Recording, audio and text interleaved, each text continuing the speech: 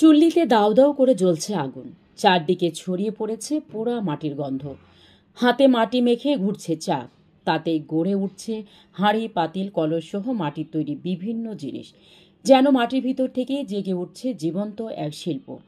মাদারীপুরের শিবচর উপজেলার ভদ্রাসনের কুমারপাড়ার এমন দৃশ্য এখন প্রতিদিনের। শীতের আগমনের সঙ্গে সঙ্গে শুরু হয়েছে শত বছরের ঐতিহ্যবাহী মাটির হাঁড়ি, পাতিল তৈরির মৌসুম।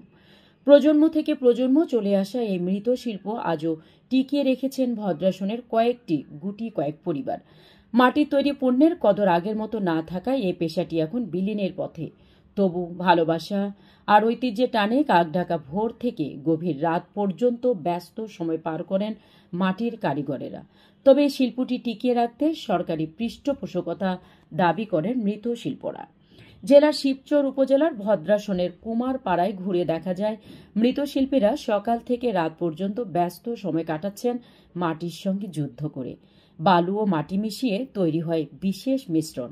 এরপর হাতে তৈরি হয় হাঁড়ি, পাতিল। রোদে শুকিয়ে নেওয়ার পর নেওক বা চুল্লিতে পুড়িয়ে সেটি হয়ে ওঠে ব্যবহারযোগ্য পণ্য। প্রতিটি হাঁড়িতে মিশে থাকে কুমারদের ঘাম, শ্রম আর শিল্পী সত্তা। এ কাজে পুরুষদের পাশাপাশি নারী ও শিশুরাও সমান তালে শ্রম দিয়ে থাকেন। তবে বিভিন্ন কারণে এখন ভালো মানের মাটির যোগান দিতে অনেক কষ্ট করতে হয় কারিগরদের। কাদা মাটিকে প্রক্রিয়ার মাধ্যমে মানসম্মত তৈরি করা, শুকনো নেওক বানানো, সব মিলিয়ে 15-20 দিনের পরিশ্রমে তৈরি হয় এক ব্যাচ হাঁড়ি, পাতিল।